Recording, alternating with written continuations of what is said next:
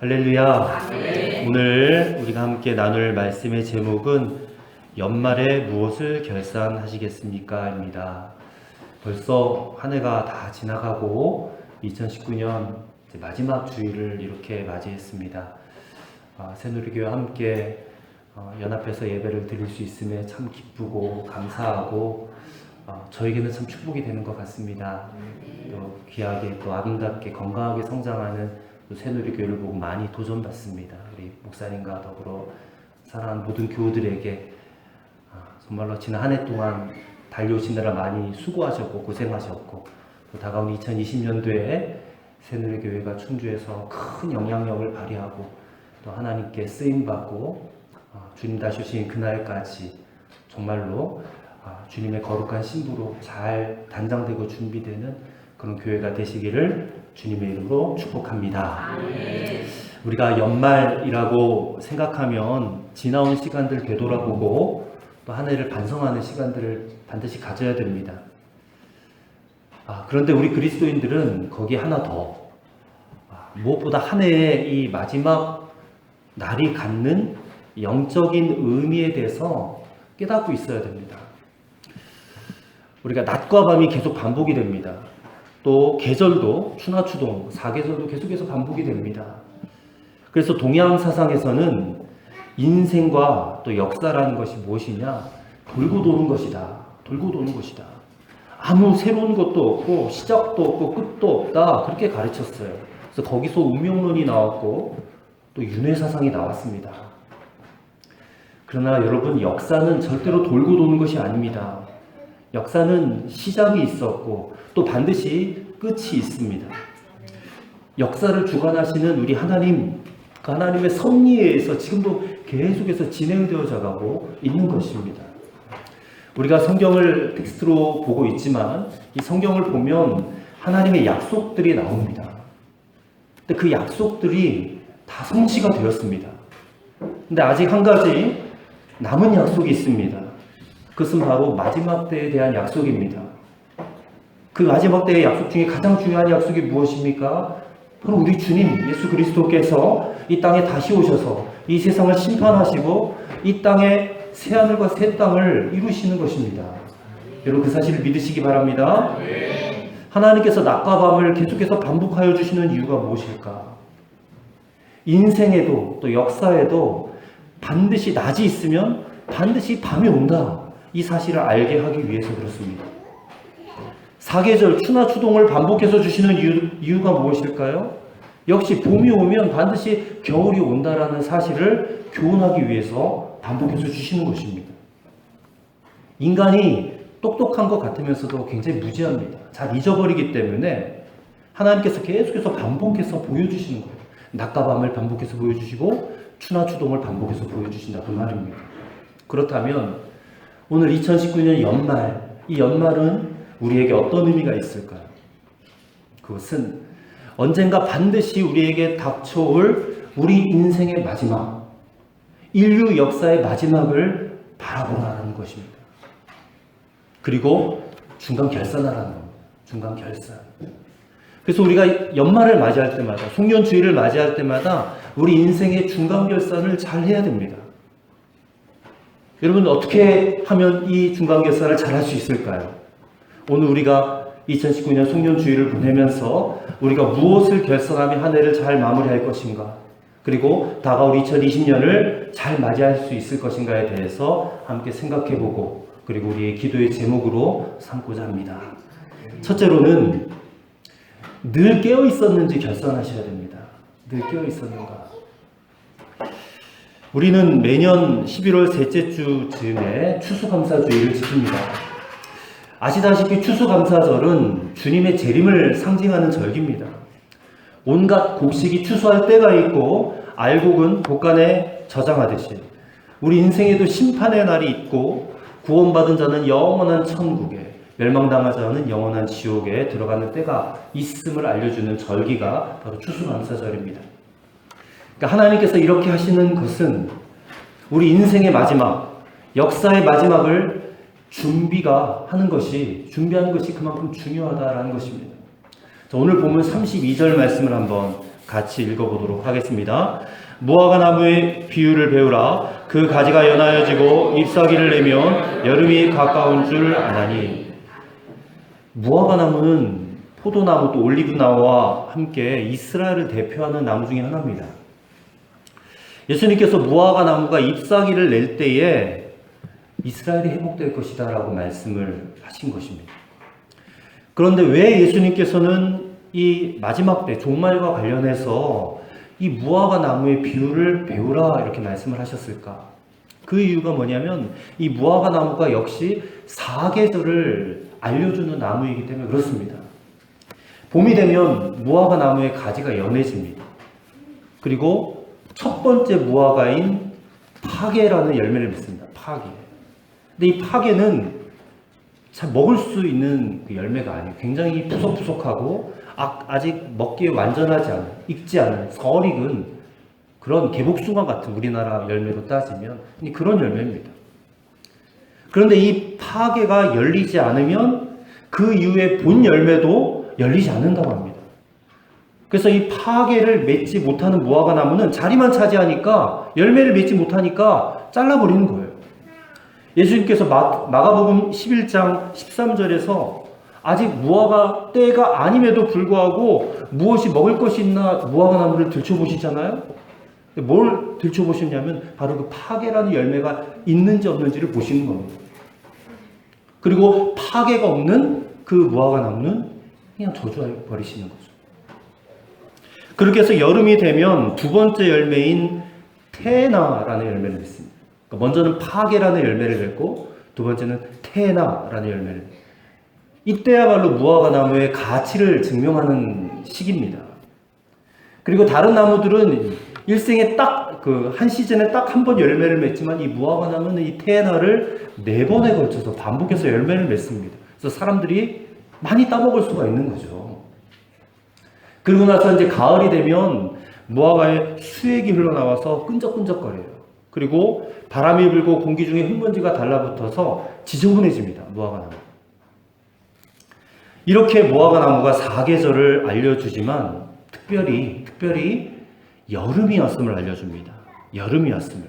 오늘 32절 말씀에도 여름이 가까운 줄 아나니 그런 표현이 있지요. 여러분, 우리나라 사람들에게 있어서 여름 하면 어떤 생각이 먼저 떠오릅니까? 휴가가 떠오르고 또 시원한 해수욕장 이런 데가 떠오르죠. 근데 유대인들은 여름 하면 뭐를 떠오르는지 아십니까? 여름 하면 종말을 떠올립니다. 종말. 왜냐하면 이 히브리어로 여름이라는 단어와 종말이라는 단어가 그 어원이 같아요. 히브리어로 여름 실과하면 카이츠라는 단어인데 종말이라는 말은 케츠라고 합니다. 비슷하죠. 카이츠, 케츠. 그러니까 똑같은 글자는 아니지만 어원이 똑같고 발음이 비슷하기 때문에 서로를 쉽게 연상할 수 있는 관계에 있다라는 것입니다. 그러니까 여름 하면 종말을 떠올리는 거예요. 그리고 우리나라는 사계절 순서가 봄, 여름, 가을, 겨울 이렇게 되는데 유대인들의 그 사계절은 순서가 가을부터 시작돼요. 그래서 가을, 겨울, 봄, 그리고 여름이 마지막이 돼요. 유대인들에게 가을이 시작인 이유는 이스라엘의 새해가 10월부터 시작되기 때문에 그렇습니다. 그러면 유대인들에게 여름이 가깝다라는 이 32절의 말씀은 곧 종말이 가깝다라는 말로 들리는 겁니다. 그들에게. 그러므로 예수님께서 무화과 나무의 비유를 배우라 라고 말씀하신 이유는 여름을 알리는 전령이 무화과 나무이고 그리고 여름은 종말을 상징하고 무화과 나무는 또 이스라엘을 대표하는 나무이기 때문에 결국에는 이스라엘의 흐름을 보면 마지막 때의 흐름을 알 수 있게 된다는 것이에요. 여러분 다 잘 아시다시피 이스라엘에 복음이 들어가면 끝이 온다는 것입니다. 예루살렘에서부터 시작된 복음이 다시 예루살렘으로 향하여 가도록 하나님께서 지금 계속해서 역사하고 계시는 것입니다. 그리고 이스라엘과 그 주변 나라에서 벌어지는 일들에 대해서 우리의 귀와 안테나를 세우고 주목하면 이 마지막 때가 오고 있음을 우리는 알 수 있다라는 것입니다. 때문에 주님께서는 이 32절의 말씀을 통해서 우리가 마지막 때를 알고 준비하는 삶을 살게 하기 위해서 무화과 나무의 비유를 든 줄로 믿습니다. 마지막 때를 알고 준비하며 그리고 중요한 것이 뭐냐면 늘 깨어있는 삶을 살고 있어야 한다라는 것입니다. 그렇다면 예수님께서 왜 깨어있으라 겟세마네 동산에서도 제자들에게 깨어있으라 그랬잖아요. 왜 깨어있으라 그랬을까? 오늘 본문의 말씀을 보니까 두 가지 이유가 있습니다. 그 첫 번째 이유는 우리가 그 종말의 때를 정확히 알 수 없기 때문에 그래요. 예전에 1992년도 10월 28일에 예수님 재림하신다고 주장했던 사이비 종말론자들이 있었습니다. 일명 다미선교회라고 하는 자들인데 그때 예수님이 오셔서 휴거를 시킨다는 거예요. 믿는 자들은 다 데려가고 믿지 않는 자들은 지상에 남겨져서 큰 환난과 고통을 당하게 된다는 것을 강조했습니다. 근데 10월 28일이 딱 되니까 휴거가 일어나지 않았어요. 그래서 그들이 뭐라고 얘기했냐면 재림이 연기되었다는 거예요. 그렇게 해서 몇 번 그렇게 거짓말을 하다가 지금은 사라진 사입입니다.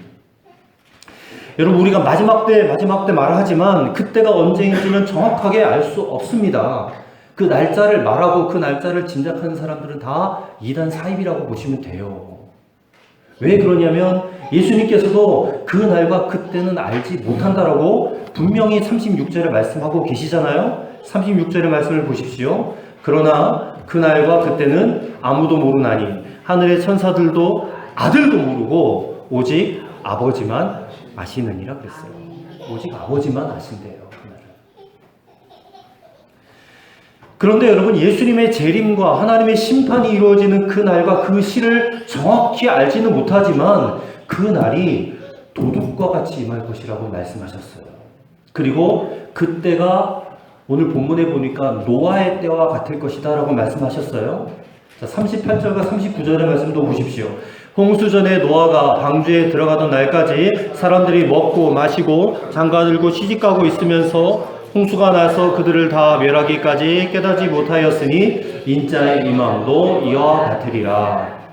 사람들이요, 깨닫지도 못하고 준비되지도 못한 채 그날을 맞이하게 될 것이다. 이 말씀을 읽으면 참 두려운 마음이 들어요. 우리 모두가, 또 우리 교회가, 사랑하는 성도들이 이렇게 되면 안 되는데. 42절. 그러므로 깨어있으라. 어느 날에 너희 주가 임하는지 너희가 알지 못함이니라. 주님이 그렇게 말씀하고 계십니다. 깨어있는 것이 얼마나 중요한가. 여러분, 깨어있으시기를 바랍니다. 깨어있는 사람만이 마지막에 구원받습니다. 깨어있는 한 사람으로 인하여서 그 집안이 구원받습니다.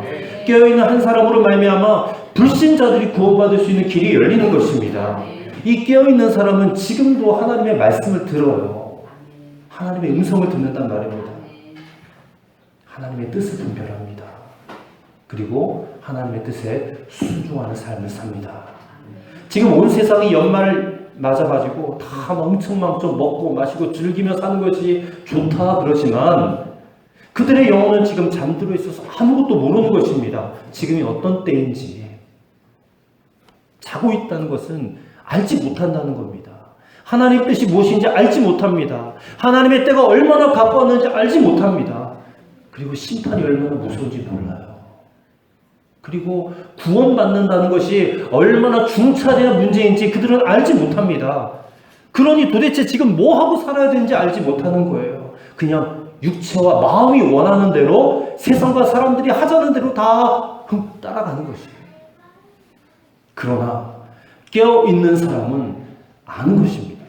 지금이 어느 때인지, 하나님의 뜻이 무엇인지, 하나님의 계획이 무엇인지, 그리고 나는 무엇을 어떻게 해야 되는지를 그걸 정확하게 알고 그리고 순종하며 사명을 감당하게 된다는 것입니다. 그러므로 깨어있는 여러분과 저가 되시기를 간절히 바랍니다. 그리고 또 우리가 깨어있어야 하는 두 번째 이유는 준비해야 할 것이 있기 때문에 그렇습니다. 44절 말씀. 이러므로 너희도 준비하고 있으라. 생각하지 않은 때에 인자가 오리라. 보세요. 신랑이 올 때까지 신부는 준비하며 기다려야 된다는 것입니다. 주님이 신랑이시면 교회는 주님의 신부입니다. 교회가 무엇입니까? 건물이 교회입니까? 아니죠. 이 자리에 모인 저와 여러분이 교회입니다. 교회는 준비하며 기다려야 된다는 것입니다. 이것을 예수님께서 마태복음 24장과 25장을 통해서 여러 가지 비유로 말씀하셨어요. 열매 맺는 비유, 등불과 기름 준비하는 비유, 또 주인의 재산으로 충성된 달란트의 비유로 나오죠. 우리가 준비해야 될 게 무엇이겠습니까? 마지막 때가 가까웠으니까 막 생업을 중단하고 호들갑을 떨며 막 부산을 떨며 살아야 됩니까? 여러분, 그래서는 안 됩니다. 준비하는 것은 우리 평소, 우리의 삶, 일상 속에서 이루어져야 되는 것입니다. 학생들은 학교에서 학업에 충실해야 되고, 직장인은 직장을 열심히 다녀야 되고, 사업하는 사람은 사업을 열심히 하며 준비하는 것입니다.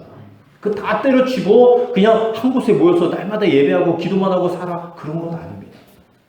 정말 구원받을 사람들은 주님이 재림하실 그때 가서도 평소에 똑같이 살며 똑같이 충실하며, 현실에 충실하며 사는 겁니다. 하지만 마음은 달라야죠. 마음은 언제든지 주님이 오셔서 내 이름을 부르시면 언제든지 주님과 함께 올라갈 준비를 하고 사는 거죠. 마태복음 22장의 말씀을 보면 어느 임금이 큰 잔치를 배설하고 손님들을 초청합니다. 근데 손님들이 핑계를 대고 오지 않은 거예요. 장가가느라, 소 사느라, 밭을 사느라 오지를 않습니다.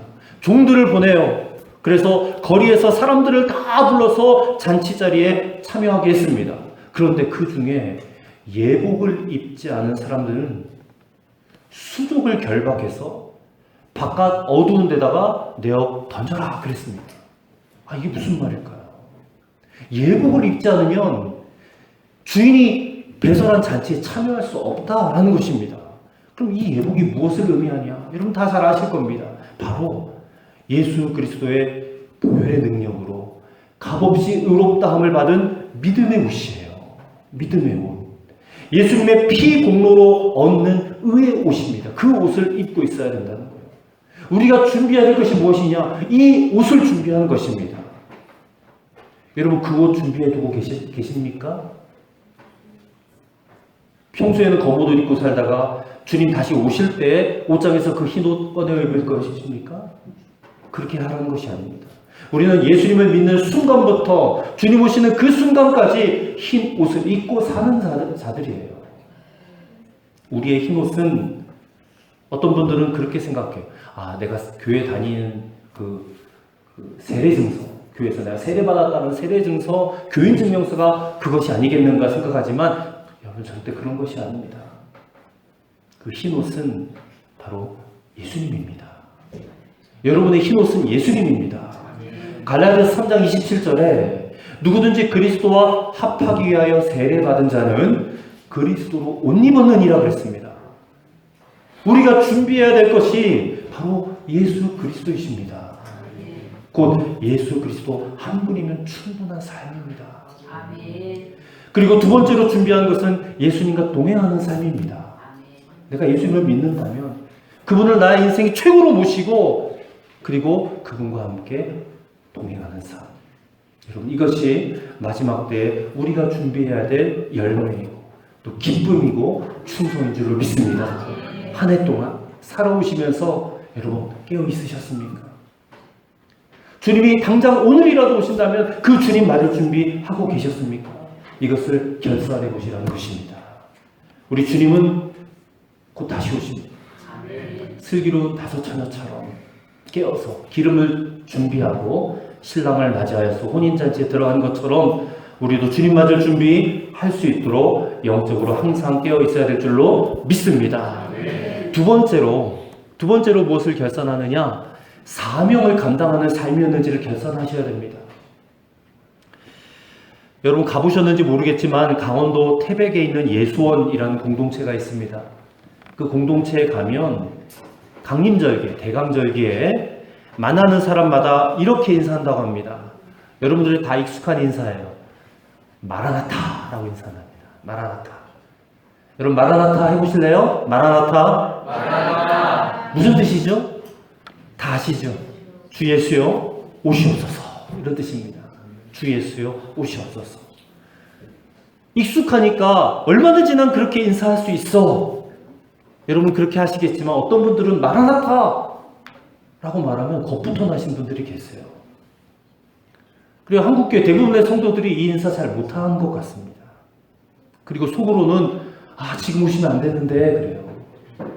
주 예수의 옷이 없어서 해야 되는데 지금 오시면 안 되는데. 그 이유가 무엇입니까? 사명이 무엇인지 모르고 살았기 때문에 그래요. 여러분은 여러분 자신의 사명이 무엇인지 잘 알고 계십니까? 오늘 본문의 말씀을 똑바로 보시기 바랍니다. 45절과 46절 말씀을 보시면 우리의 사명이 무엇인지를 알려주고 있습니다. 같이 한번 45절과 46절을 읽어보겠습니다. 충성되고 지혜로운 종이 되어 주인에게 그 집 사람들을 맡아 때를 따라 양식을 나눠줄 자가 누구냐? 주인이 올 때에 그 종이 이렇게 하는 것을 보면 그 종이 복이 있으리로다. 아멘. 자, 이 말씀에서 예수님께서는 충성되고 지혜로운 종이 되어라 그랬어요. 그리고 그 충성되고 지혜로운 종이 무엇을 하느냐? 때를 따라 양식을 나눠준다는 것입니다. 이게 우리의 사명이에요. 그리고 이 사명을 잘 감당하는 자에게 주님께서는 복을 약속하셨습니다. 복을. 때를 따라, 여기서 때라는 게 뭐냐? 마지막 때입니다. 양식은 무엇인가? 마지막 때를 살아가는 성도들이 꼭 들어야 될 하나님의 말씀을 말하는 것입니다. 그리고 충성되고 지혜 있는 종들은 그 말씀을 전해주는 사람이에요. 전도하는 사람이에요. 여러분, 여기서 우리의 사명이 무엇인지 알 수 있습니다. 충성되고 지혜로운 종이 되어서 때를 따라 양식을 나눠주는 자. 여러분, 무슨 양식을 나눠줘야 되겠습니까? 이 마지막 때를 살아가는 사람들에게 꼭 들어야 될 하나님의 말씀. 그 말씀을 우리가 먼저 깨닫고 그것을 부지런히 나눠줘야 된다는 것입니다. 그러려면 맡은 자들이 이 마지막 때에 대한 하나님의 말씀들을 부지런히 연구하고 그 분명한 뜻을 깨달아서 이것을 알지 못하는 사람들에게 전해줘야 될 책임이 있다는 것입니다. 하나님은 이런 사명을 감당한 종들을 가리켜서 복 있는 사람이라고 말씀하세요. 여러분 다 복 있는 사람이 되신 줄 믿습니다. 저와 여러분 이 양식을 부지런히 연구하고 그 양식을 나눠주는 깨어있는 사람들이 되시기를 바랍니다. 아마도 마지막 때에 대한 말씀을 듣는 사람들 반응이 두 가지로 극명하게 나뉘어질 것입니다. 먼저는 이 마지막 때에 대한 말씀을 진지하게 받아들이는 부분입니다. 그래서 주 예수 그리스도를 영접하고 그분의 신부로 정결하고 거룩한 삶을 살기로 결단한 사람들이 있을 거예요. 있을 겁니다. 그리고 또 한 부류는 이 마지막 때에 대한 메시지를 듣기 싫어하고 거부하는 반응일 거예요. 그래서 어떤 교회는요, 이 마지막 때에 대한 메시지를 전하는 것을 이단으로 정죄하기도 합니다. 그런 말씀 하지 말라고. 우리 교회는 평안하고 은혜롭고 축복의 말씀만 해야지. 그런 얘기 하지 말라고. 막 그래요. 근데 이런 반응들이요, 하나님의 심판이 내려졌던 모든 시대, 모든 그 형편에 동일하게 나타났던 보편적인 반응이었습니다. 마지막 때 심판의 메시지를 받아들여서 준비하는 반응, 또 이것을 무시하고 극도로 싫어하고 배척하는 반응, 이렇게 극명하게 나눠졌어요. 노아의 홍수 때도 그랬고 소돔과 고모라 때도 그랬고. 근데 아무리 그렇다 할지라도 여러분, 저와 여러분은 마땅히 충성되고 지혜로운 종이 되어서 그리고 때를 따라 양식을 나눠줄 사명을 감당해야만 할 줄로 믿습니다. 요한복음 21장에 보면 예수님께서 베드로에게 3번씩이나 내 양을 먹이라 그랬어요. 그 베드로에게만 주신 사명이 아니라 우리 모두에게 다 주신 사명입니다. 내 양을 먹이라. 사실 저도 목사지만 목사니까 목회적인 돌봄이 있어야 됩니다. 목회적인 케어가 있어야 돼요. 근데 그것보다 훨씬 더 중요한 게 뭐냐면 먹이는 사명이더라고요. 먹이는 사명. 실제 밥이나 간식을 먹이는 게 아니라 하나님의 말씀을 먹이는 거. 영적 양식을 먹이는 거. 물론 신방하고 위로하고 전화 걸고 상담해주고 다 필요해요. 다 중요합니다. 교회를 잘 돌보고 쾌적한 환경에서 예배드릴 수 있도록 해주는 것도 중요합니다.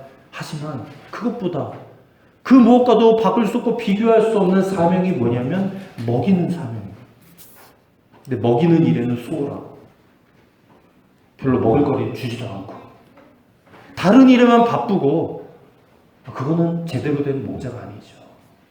제대로 사명받은 목자라면 먹이는데 목숨을 거는 것입니다. 다윗이 그랬어요. 다윗이 양떼를 먹이는 일에 자기 목숨을 걸었어요. 그가 목동 때도 그렇게 했고 왕이 되어서도 그가 한 일이 뭐냐? 모세오경을 완전히 재해석해서 아름다운 시편을 만들었어요. 구구절절 지어가지고 자기 백성들을 하나님의 말씀으로 이 시를 지어서 먹인 거예요. 그래서 다윗이 하나님께서 내 마음에 합한 자다 그랬잖아요. 다른 일을 잘해서가 아닙니다. 나라를 부강하게 막 강하게 만들었기 때문에 주님이 그렇게 말씀하신 게 아니라 양떼들을 잘 먹였다는 거예요. 양떼들을. 그러므로 먹이는 일은 무슨 여러 사명 가운데 하나가 아닙니다. 이건 아주 독보적이고 그리고 최고로 중요한 사명인 줄로 믿습니다. 우리 여기 학생들이 있고 어린아이들이 있습니다. 나는 그런 사명 받지 않았어 그렇게 생각하지 마시기 바랍니다. 여러분이 하나님의 말씀을 들었고 비전스쿨 통해서 훈련을 받았고 그리고 마지막 때 어떤 메시지를 들었으면 입 다물고 가만히 있으면 안 되죠. 여러분의 친구들에게, 사랑하는 내 친구들에게 그 메시지를 전해주고 그 아이를 위해서 기도해 줄 수 있는 그런 우리 학생들이 됐으면 좋겠습니다. 네. 주님께서 마지막 때에 잘 먹이는 목자를 찾고 계십니다. 저도 그런 목자가 되기를 소망합니다. 그리고 여러분들도 그런 목자들이 되시기를 간절히 바랍니다. 마태복음 24장 마지막 단락에 예수님이 이 말씀하신 이유는 종말이 될수록 말씀 먹이는 종이 부족할 것이라는 주님의 염려입니다. 주님이 염려하십니다. 대신 이런 종들이 많아질 것을 주님은 또 경고하십니다. 어떤 종들이 많아지느냐? 48절부터 51절입니다. 만일 그 악한 종이 마음에 생각하기를 주인이 더디우리라 하여 동료들을 때리며 술 친구들과 더불어 먹고 마시게 되면 생각하지 않은 날 알지 못하는 시각에 그 종의 주인이 이르러 엄히 때리고 외식하는 자가 받는 벌에 처하리니 거기서 슬피 울며 이를 갈리라 그랬습니다. 종말에 관한 예수님의 최종적인 경고는 말씀 먹이는 종들이 부족하고 엉뚱한 목자들이 많아질 것이다. 그리고 이 사명에 소홀히 하는 악한 종들에게는 주님 다시 오시는 날에 엄히 때리고 외식하는 자가 받는 벌에 처하게 될 것이다. 그렇게 경고하고 계세요. 외식하는 자가 무엇입니까? 일반적으로 외식하는 자 하면 모든 신앙적 행위를 하나님께 드리기보다는 사람에게 보이려고 하는 자들을 의미해요. 하나님보다 사람을 의식해요. 하나님이 원하시는 것보다 사람의 눈치를 보고 사람들이 싫어하는 건 하지 않는 것을 말하는 거예요. 그러므로 마지막 때 악한 종들이 하는 외식, 이것이 의미하는 것은 사람들이 싫어하는 마지막 때 말씀, 메시지를 전하지 않는 것을 말하는 거예요. 이 사명을 여러분 잘 감당하며 살아가시기를 바랍니다. 외식하는 자가 되시면 안 돼요. 이것을 결산해 보시기를 바랍니다. 저는 우리 비제숙교회 성도들과 우리 새누리교회 모든 성도들이 충성되고 지혜로운 종의 사명 잘 감당하시는 복된 주님의 백성들이 되시기를 부탁을 드립니다. 이 사명 충성되게 감당하시며 사는 사람은 주님 다시 오시는 그날이 너무너무 기쁜 날이 될 거예요. 그런 날 맞이하시는 여러분과 저가 되시기를 바랍니다. 끝으로 무엇을 결산해야 되느냐? 자기 유익을 포기하는 삶을 살았는지를 결산해 보셔야 됩니다. 내 유익을 포기하며 살았나? 저희 부부를 주례해 주신 유기성 목사님, 지금 선한목자교회 담임 목사님이신데 그분이 한 번은 평생 잊을 수 없는 꿈을 꾼 적이 있었다고 합니다. 그 꿈은 하나님 앞에 걸어가는 꿈이었대요. 목사님 항상 생각하시기를 내가 곧 하나님 앞에 서게 될 텐데 하나님은 나를 어떻게 맞아주실까를 생각하며 사신다고 했습니다. 근데 그 하나님 앞에 섰을 때 목사님의 마지막 소원이 무엇이었냐면 하나님이 자기를 안아주면서 마태복음 25장 21절 말씀처럼 잘하였도다 착하고 충성된 내 종아, 그 말 한마디 듣는 게 당신의 소원이래요. 근데 그렇게 안타까워하다가 깨어나 보니까 꿈이더랍니다. 그 꿈을 꾼 후에 목사님이 결심했습니다. 이제 나는 더 이상 나의 유익을 구하며 살지 않겠습니다. 내 유익을 버리고 살겠습니다. 그것이 일평생 소원이 되셨다고 해요. 하나님 앞으로 가는 그 순간 자기 유익을 구하며 사는 것이 얼마나 이게 두려운 일인가를 경험하였기 때문이라고 말했습니다. 여러분, 연말을 맞이해서 여러분 하나님 앞에 서게 된다라고 한번 생각해 보시기 바랍니다. 그럼 뭐가 가장 아쉽고 뭐가 가장 후회되고 뭐가 가장 두렵겠는가? 평생 자기 유익만을 추구하며 살아왔던 인생이 가장 후회되고 무섭고 두려울 것입니다. 근데 실상 우리가 그런 생각을 잘 하지 않고 그냥 보내요. 그러다 보니까 잘 몰라요. 내가 내 유익을 구하고 산다는 것이 무엇인지도 잘 모르고 살아요. 그러니 자기 유익을 포기하고 산다는 것은 꿈도 꾸지도 못해요. 꿈도. 어느 교회 목사님이 간암에 걸리셔서 투병을 하셨습니다. 그래서 목회가 거의 되지 않아요. 겨우 주일 설교 한 번만 하시는 겁니다. 근데 아이러니하게도 교회가 엄청나게 부흥하는 거예요. 성도들이 막 몰려옵니다. 근데 그 이유를 알아보니까 그 교회는 매주일 목사님의 설교를 들으며 눈물바다가 되었다는 거예요. 목사님이 매주일마다 마치 유언과 같은 설교를 하시더랍니다. 그 목사님의 설교 제목을 한번 들어보세요. 이렇습니다. 주라, 주는 자가 받는 자보다 복이 있다. 움켜쥐는 삶을 사셨습니까? 최소한만 남기고 다 주십시오. 용서하십시오. 사랑하십시오. 화해하십시오. 여러분, 천국에서 어떻게 만날 것입니까? 아직도 원수 맺고 살 이유가 남았습니까? 남에게 원망 들을 만한 말, 상처될 말 하지 마십시오. 하나님이 주신 사명을 위해서 죽도록 충성하십시오. 이런 종류의 메시지들을 자신이 간암으로 투병하시면서 자기 삶의 마지막을 지금 목전에 두고서 성도들에게 가장 하고 싶었던 설교들이 아니었겠는가 싶었어요. 그 목사님의 정말 혼이 담긴 설교를 들은 성도들, 정말 회개로 눈물바다를 이루고 결국 교회가 영적으로 크게 부흥하는 그런 계기가 되었다는 것입니다. 여러분, 한번 생각해 보세요. 우리가 살면서, 일상 살면서 정말 아무것도 아닌 일, 그런 일에 우리가 목숨 걸고 살지 않습니까? 잘 먹는 일, 잘 사는 일, 그걸 위해 우리가 얼마나 애를 많이 씁니까?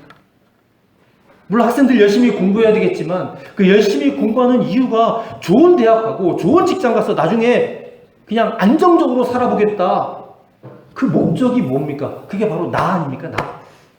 나의 유익, 나의 만족. 자기 만족과 자기 유익을 위해서 목숨 걸고 달려드는 것이 사실 이 우리들의 모습이었습니다. 이거를 결산해 보셔야 돼요. 우리가 이런 모습 그대로 갖고 살다가 주님 덜컥 만나면 안 되잖아요. 그렇지 않습니까? 천국 가면 그거 아무것도 아닌데 좋은 대학 나온 게 뭐가 중요해? 좋은 자동차 굴리고 산 게 뭐가 중요해? 좋은 집에서 산 게 뭐가 중요해? 큰 교회를 이루고 막 대형 교회를 이렇게 뭐가 중요하겠습니까? 근데 아무것도 아닌 건데 그거 추구하다가 갑자기 주님 만나게 되면 이 얼마나 당황스럽겠는가. 그때 중요한 사실이 있다면 내가 맡은 사명 얼마나 잘 감당했는가, 그것만 중요할 것입니다. 그리고 그 사명 감당을 위해서 주님은 기꺼이 너의 유익을 포기했느냐, 그것만 보실 겁니다. 우리는 매우 분주하게 살기 때문에 하나님 말씀을 대할 시간이 없다라고 말을 합니다. 그러나 여러분, 분주할수록, 바쁠수록, 어려울수록 더 말씀을 가까이 하실 수 있기를 바랍니다. 우리는 자주 인생의 마지막 순간을 생각해보며 사는 시간들을 가져야 됩니다. 연말은 이런 점에서 우리 인생의 마지막을 바라보며 인생의 중간결산을 해보라고 하는 하나님의 은총의 시간인 것을 여러분 깨달으시고 감사하실 수 있게 되기를 바랍니다. 한 20여 년 전에 삼풍백화점이라고 서울에 아주 크고 유명한 백화점이었는데 무너졌잖아요. 그 백화점이 무너질 때가 오후 5시 55분이었다. 그런데 오후 5시 54분에 백화점에 나오는 사람이 있었고요. 5시 54분에 백화점에 들어가는 사람들이 있었어요. 이 뭘 의미하는 겁니까? 타이밍이지, 타이밍. 여러분, 우리가 지난 한 해를 돌아보면서 연말 결산을 할 때에 무엇보다 때에 맞는 회개를 하셔야 돼요. 그것이 우리 인생 방향을 바꾸는 것입니다. 2019년 마지막을 향해 치닫고 있는 오늘이 바로 그날입니다. 여러분, 회개하고 여러분 내면과 지나온 인생 반드시 점검해 보시는 그런 시간을 가지시기 바랍니다. 그리고 다가올 2020년 그날을 위해서 진정으로 깨끗함을 받으시는 그런 여러분과 저가 되시기를 주님의 이름으로 간절히 축원합니다. 아멘. 기도하시겠습니다. 하나님, 2019년 연말 송년주일을 주님 안에서 보내게 하심을 감사합니다. 이 시점을 사는 우리에게 인생의 중간 결사를 허락하시는 은총을 허락해 주시니 감사합니다. 들은 말씀처럼 늘 깨어서 주님을 기다리게 하여 주옵소서. 맡기신 사명 부지런히 양식을 나눠주며 살게 하여 주옵소서.